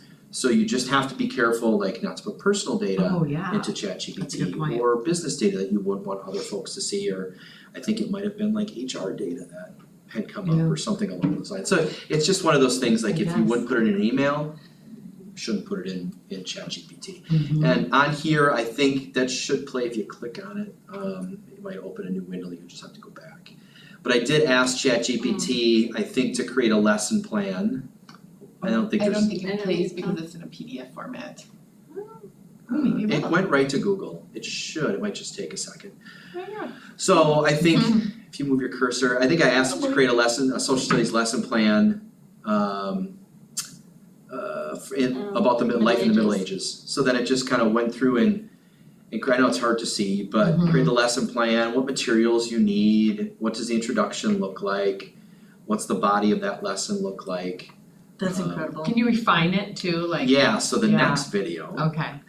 And then it has an activity involved, etc. So this one, I think I just said life in the Middle Ages. Sure. And then Right, if you real hit general. back, we don't Yeah. have to keep watching Are necessarily. there any of our staff that are using this now? I think so. The ChatGPT kind of came to light back in, was it maybe January, right after the new year. There were some high school teachers who were very concerned, and rightly so. It was very new, and kids are obviously jumping on. They're going to do what they're going to do. Right. And Dan was very adamant. No, let's leave it open. Let's talk to kids about it. Let's just not blanket block things right away. We do have it blocked, however, for our K-8 students, because you do have to be above 13 to use it. Not all of our 8th graders are necessarily 13 Right. right away. So it is open for our high school students, because honestly, if we blocked it for them, they're just gonna go home and use it on their phone, their home computer. Sure, or like you said, whack-a-mole, find another program that does the same thing. Correct. So I think this year, in working with folks like Keegan and Emily at the high school, when she does come back from maternity leave, how do we start giving teachers tidbits without overwhelming them, and how to use this? And Amy and I have talked about it a little bit already. What do we think they need to know, etc. Again, without totally overwhelming them with something else. But yeah, this one, if you want to play it, Amy, you can. I think I asked it to narrow it down to 6th grade. Again, it comes through blurry. I don't know why. Screencastify. I think I retyped it right at the bottom. So adjust the lesson for 6th grade, students only, and add a hands-on activity, I think, or project. Yeah. I picked 6th grade because I taught 6th grade for almost 10 years, so I enjoyed 6th grade. So then it basically just takes, so basically you keep prompting it, and you get more specific, and it will keep building off what you had previously prompted it in the same thread. Sure. You can always go back and make a new thread, but if you want to build on it, you just stay in the same thread. So then it just kind of keeps spitting out that information. It really, if you really want to get good at using ChatGPT, it is all about the prompts. Sure. The better the prompt you give it, the more The specific better information information it's you're going gonna to get back. it's Just like going any to be. search. So ChatGPT, so if this is not a program that you pay for, this is kind of like a online. It is free right now. They also have a paid version that gives you priority response, because they do get overloaded at times on their free version. And the responses will either be very slow, or it'll just say, cannot respond right now, servers are overloaded, or whatever error message it gives me. Okay. Yeah, because there's a version 3 and a version 4. Yeah, so 3.5 is Okay. the free, and then 4 I think is the paid. Okay. It's $20 a month for the paid, which is fairly expensive right now. And that one is not, it's still not necessarily connected to the internet. I think they're working on that piece yet. But Google Bard, which is Right. Google's product, which is Okay. free for everybody, is directly connected to the internet, so this And it's will free. give you Right, up-to-date information. Like as an example, what's in the news today? yeah, if you ask ChatGPT, Silicon Valley Bank closed, I don't know if that was last fall or last summer, that was the big news in California, that bank that had closed because it was funding a lot of tech startups, et cetera. ChatGPT will tell you it's still in business because it Okay. only has information through 2021. Even if someone inputs that in there? Yeah, because, well, as far as when I searched it, it told me it was still open. Okay. Because I did So the it's search and I was okay. like, why did Silicon Valley So it says, Bank yeah. close? Oh, Told me it was okay. still open. Now Google Okay. Bard will certainly tell you that it's closed and Yep. it tells you why it went bankrupt or whatever. Sure, and all the details. So okay. Google Bard, I did the same search, if you click on that one too, if we wanna see it. I think I asked around the same type of question, create a Sure. lesson plan on life in the Middle Ages.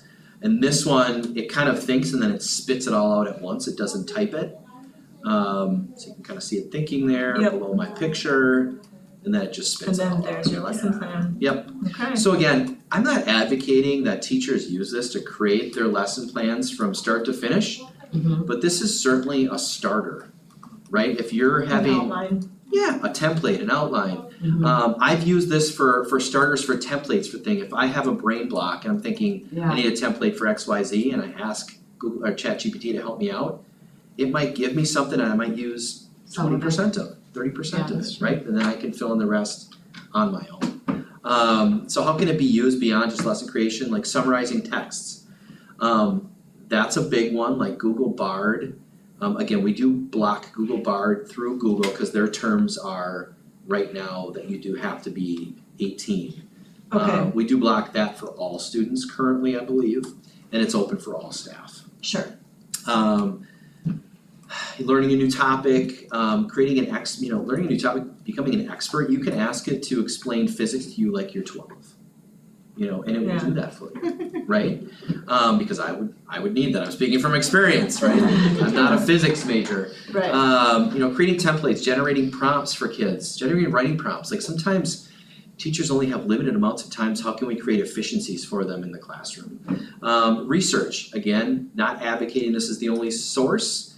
Like I write at the bottom there, it's important to verify information related through the AI because AI is created, the answers are created through our information that we've created as humans, and there's bias and there's that kind of stuff through What you AI put in answers. is what you get out. Correct. So they found actually there's a lot of bias against women in a lot of AI answers just because a lot of texts through history have had bias. Sure. And they found racial bias in AI answers. So you have to be careful when you're using AI That for makes those types of sense. things. But again, it's another resource to help you get started on things. And then problem solving in general. So limitations, concerns, massive amounts of data and computing power, issues of bias, we just talked about that a little bit. It can have inaccurate or misleading information. So again, and Keegan would say this too, when kids are doing research, you should always have a second source to verify your information. Yeah, I mean, the internet is not, just because it's on the internet doesn't mean it's all true, right? Right. I mean, It's on the internet, it's the right? old It must be true. adage, right? Yeah. It does have varying results, so I've asked the same question and you do Really? get varying results. Yeah, that's Depending on the weird. time of day. It's not always completely different, What mood? but it just does answer you differently each time. And then again, ChatGPT is specific, information is compiled through 2021. They currently, unless I believe you may have the paid version, may be connected to the internet now, but the free version is only through The 2020. paid one might be the perk where you get, And then we talk about plagiarism a little bit. Which that gets tricky if it's giving you varying results with the same prompt. Yeah, so plagiarism is a tricky one too because Yeah. is it plagiarism or is it not? Because it's really a new subset of information derived from a bunch of pieces of information. So that's a really challenging one for folks like Amy to think about, Laura to think about, library media specialists think about, English teachers. That's really challenging. Sure. So how can they teach kids how to use it appropriately rather than trying to hide it? Because as soon as we try to take stuff away from kids and students, then they're gonna want to be sneaky and use it in a way that might not be appropriate. Right. So, and then ethics, its content is a mix of other people's work, so where does that lie in terms of citing it and using it, et cetera, so. Interesting. And then just talk about how fast this grew. time it took to reach 1 million users, you talk about Netflix, 3.5 years, ChatGPT took 5 days to reach 1 million users. But Meta's new social media platform Threads just obliterated this. They got to 1 million users in like 3 hours. Yeah, I just heard about that. So they're over Today? 100 million users right now. Wow. And that was just created last week. Yeah, Yeah. fun that popped up on I don't even know Oh, I haven't what seen that it at all. is, you guys. It's a kind of, it's I just a, showed it's her a, what I version got. of Twitter. oh no, it's their competitor to Twitter. Meta's version of Twitter, okay. Yeah, I haven't seen that at all.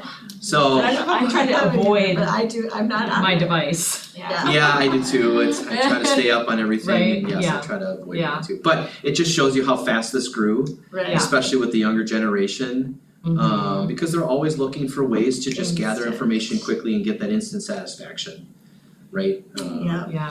Just like we thought Google was going to ruin teaching, Yeah, that's true. ChatGPT isn't going to ruin Yeah, teaching, no. We just have to learn how to use it appropriately It and- doesn't seem very right? interesting to me, I don't know, Yeah, but So- I we're can into see that. that though, if you're a teacher and you're Well, yeah, well, but- sometimes instead of staring at a blank piece of paper, throw it out there. Well, it see can make a what- slideshow, like, or Mhm. slide, in like a minute. there are Things like separate that from I've heard. ChatGPT, there are AI slideshow makers Yeah. now, where if you put in your topic and your basic bullet points for each slide, it will then spit out that slideshow for you. Like, I mean, that's kinda nice for you, your teacher, For you're tired, teachers, you know? but I can see why, and I'm glad to hear that they have like that for ChatGPT, that 13 years old, Mhm. you have to be 14 and older, Mhm. and then for Google, 18, that I'm just really happy to hear that because the brain development and how kids learn, they need to go Yeah. through the process of Yeah. learning. It can't just be instant Yeah. gratification, Your you brain know what I isn't mean, like. right, and it's not, you're not gonna learn, you'll get the job done, but you're not gonna learn from that, so. It is tricky. So Shelley's questions. Yeah, so, so on here Which too, are and then I'll go to good. Shelley's. I have brought them up. So we talked about next steps, Yeah, okay. kind of at our leadership meeting Yeah. and what they could look like. Yeah. And again, it was just a brainstorming session, nothing was set in No, stone. yeah, for sure. Amy and I, and Laura probably too, and the principals and whole leadership, we have a lot of conversations, like maybe connecting back with them, what does this look like Yeah, I in the mean, it fall? will evolve, I'm sure. I think it will, and I think like your tech group through CISA One Mhm. and my curriculum leader, school improvement leadership Okay. group through CISA One, I think Yeah, we'll that's have true, more get some guidance. conversations, cause we do kind of see like, are you ready Let for me hurry up, I mean, it took them, Like, you know. kind of, We should just- talk to them about a crossover meeting. We should, so we do Yeah, that with a good couple idea. other groups, so Yeah. Yeah, So I think, we work together on things and kind of Mhm. figure out who's doing what and when is it time. So I think this, because it is so new, will continue to evolve Okay. and continue to be a push. So just, we talked about how can it be introduced to staff, what skills will students or teachers need to develop to use ChatGPT or Bard appropriately, or the 100 other tools that have popped up that use AI. And then just the big one, what ethical implications does the tool present? Yeah. Because we talk about, academic honesty, we don't have a policy right now, and neither does anyone else for this. I've looked Right. around again, no, I know. I looked at all of our I think surrounding it's gonna- districts it's just gonna happen. yesterday. How can it And- not? Well, it sounds like they just kind of implement it into the policy that they already have, just True. AI, True. And what I think, including AI. yeah, I think You know. it's really an academic honesty policy, We can't you put know? it on computer either though, like AI will Right, delete there's- it. Right. Academic integrity policies, I mean, they kind of said that same thing. Yeah, yeah, and so Shelley's questions, what's our district stance on Yeah. using ChatGPT? I said, we don't have a current written response specifically for that one. Yeah, I said, as an example, like Dan at the high school has encouraged teachers to use it in a positive way rather than a negative resource. okay, And then she asked about crafting a policy, and I said, we don't have one that addresses. I said, we could certainly in the future look to modify like 363.2, which I'm thinking, WASB will maybe adopt something now that we've adopted their platform they do for have- policy. Just a piece around academic integrity and their Mhm. that focus That's kind of definitely. and we were gonna kind of maybe reshape some of that Anyway, grouping, right? so Yeah. I think, Right. there'll be an opportunity for that. Yeah, Yeah. and you've got like the handbooks, they have their academic honesty and cheating policy, Okay, which really, if but it- is it clear with ChatGPT? we probably don't have AI mentioned in there, and maybe we could do that, Yeah. but let's be honest, if a kid If is there's doing that, anything they're on gonna a know that they're computer, they're yeah, gonna know that that's not Yeah. honest academic. but I mean, One of the Yeah. statements that I liked in there that, or Mhm. one of the documents from WASB, okay, that was not so much a policy, but that we should prohibit completing any assignment, project, or test in a manner that violates conditions that the teacher established for the class or for the course or for the specific assignment. conditions, So like if we say, you know, we're not using, like, Artificial intelligence this time, we're not then- doing it this time. then anything that would come to light that didn't involve, or that did involve that would be Right. subject to, you know, our regular practice of Yeah, Well, we have discipline. So I just amazing thought that- teachers at the yeah. secondary level, and they know what their students' writing looks like. Sure. well, yeah, And I that mean, is true. I think So- we're more concerned in the high school level, right? You know, right. Yeah, for sure. You know, I don't I know, mean, I had Cliff's Notes when I was a kid. right, But they were so boring, I just didn't like, I mean, I literally use it as like a supplement to Sure. kind of get me there a little bit, once in a while, when I'm just like, I can't get over this book right now, I'm like, ugh. But, and then she asked about student access, we've talked about that a little bit Yeah. already. And then she asked, do teachers have access to tools to validate if paper or homework was generated by ChatGPT or similar tools? We don't recommend one currently, because a lot of them that are out right now are giving false positives. So there's actually been some cases where students have gone to court now at, you know, the university level, where their professor has used a tool, accused them of academic dishonesty, and they actually wrote it they wrote it themselves. So the tools are not accurate enough to really, I would say, rely on those right now. Yeah. In my opinion, that's, I mean, you can kind of find that online. Yeah, that's interesting. So your best I mean, there plan was is to one have that your was, like, students do some in-class Monitoring writing. keystrokes and that, Know but your that's kids' all writing. Yeah, that's That's, true. that's Monitoring. really the key. Yes, so the in-class writing, whether it's by hand or prompt on demand, Right. that'll give you your Baseline, unique their baseline check-in. ability of your students to do some writing. And then again, if they use something and it's completely different, then Well, that's that's when you start interesting, asking because there questions. should be like a program, yeah, I wonder, like a program that like inputs like the students' writing versus, or in all future assignments, so it compares it all the time, and, I mean, I guess students get better, They but do, yeah. Trademark, I'm gonna call it But I mean, trademark on it right now. like, Yeah, yeah, analyze, yeah. so it's AI to analyze if Yeah, there's and- AI in it. and there are- Yes. there are tools now too English progress. Yeah, that you can put your AI writing into, and then it will paraphrase, I think one Right. might be Quillbot. It will change it up a little bit so it doesn't Okay. look like, so there's oh my all goodness kinds of gracious. tools now, I'm sorry, that's so it's just way too complex. it's a just challenge, like- and like I said, we have great teachers, especially at the high school level, they know what their students' writing looks like. Right, Yeah, So if it's vastly different, they're gonna be aware. it just is what it is. Yeah. So that's Well, kind of where very we're at nice. with everything, so I don't know if you have any other no, I know. questions, it's Shelley evolving. summarized it well. It's Right. really gonna be evolving, and I think in our spring tech meeting too, we talked about, one of the group's questions was, does anyone have a policy? And of course, no one has a policy yet, no one wants to be first. Yeah. So I think we're all gonna be looking at this year and kind of working together, and maybe with the curriculum group at CISA 6, and how do we start thinking about crafting a policy? Cause it would be nice to have a regional policy or Yeah, thought on that, sure. rather than everybody having to do their own. Yeah, maybe all WASB the will time. have one, Yeah, or like how to, Tie it in. yeah, tie it in. Yeah. For sure. Absolutely. But I don't think we feel at this point we don't have any like urgency behind it because of negative examples or experiences that we've Yeah, had and I so would far. think that Sure. examples I might think guide the that's- policy sometimes, like, bringing those examples forward. Or if the technology changes to how to like, scrutinize it and stuff, so. Right. Very interesting.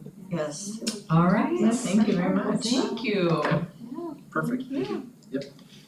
Okay, moving right along. And then are you going to just email Shelley back? I Since can she's email not her here? directly. Or she can watch are we going to get back to her? I just wanna About what? clarify, The well, questions yeah, or?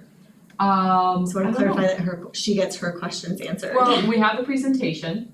Yep. And she can maybe watch some of this meeting too, and we can follow, or if you wanna follow up with her, that's fine too. I can Whatever follow up works. with her too, and she When can did certainly she, call. she It was like wrote the questions to you a while 5:30 ago, mark. right? Yeah, it was quite a while say- ago, and then we Okay. planned the meeting. But cute, To I go mean, through we We can can have send her her the, just go.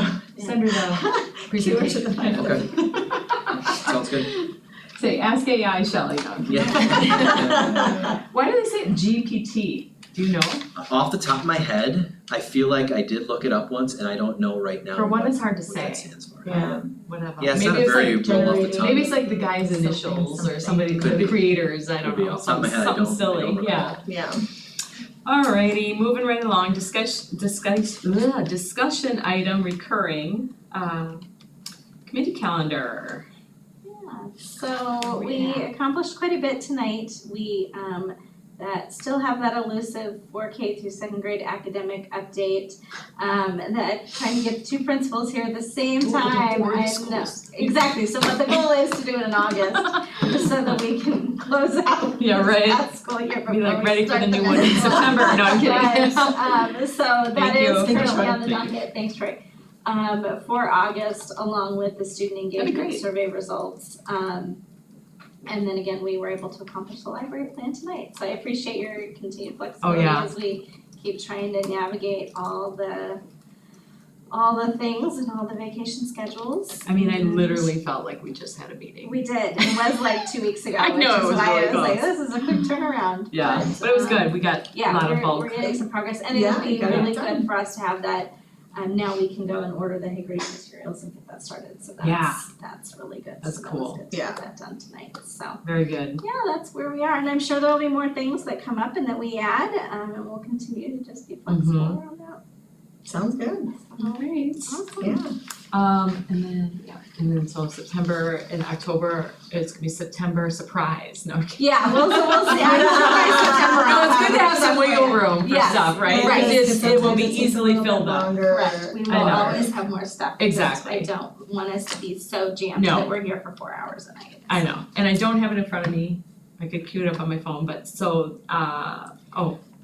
we had, no, it's not adjournment right now. Next Set meeting? next meeting date, August 9th thank you, Yes. at thank you. 6 p.m. Perfect. Yeah, I believe. August yes, I 9th think at so. 6 p.m. That's what I have on the Oh, calendar. All right, okay. So when I look at my calendar, that's what it's gonna say, so that's what we're going with. Yeah, you put it all in for us, Yeah. so. Yeah, and I actually remember That's to respond Wednesday, every is that Oh, when wait, we no. started the Wednesdays? Is that the 2 to 4? I'm It sorry. is at 2 o'clock, it's It's 2 at 2 o'clock, o'clock. it's Wednesday at 2 o'clock. Oh, The 9th, see, were you 2 o'clock. trusting your memory, Laura? No. I was flipping between September and October. I thought was- today's meeting was Oh, yeah, 2 o'clock. 2 o'clock. Oh, no. And I was like, oh my I gosh. know, And we I'm do like- have, between now and school starting, I mean, we did pick some, So we're on unusual course times, so for it's Wednesdays. yes, and Okay. then the Well, next. September is a Oh. Monday. Sorry, that's Oh, where, that's and the that weird was one, 6 yeah. p.m. Okay, yeah. That's it. So okay, After school October, starts, I think November, we're okay. back to 6 p.m. yeah, But our day gets a little wonky, okay. so. Yeah, so we have that Monday, the 18th of September at 6 p.m. Yes, I do have that. Mhm.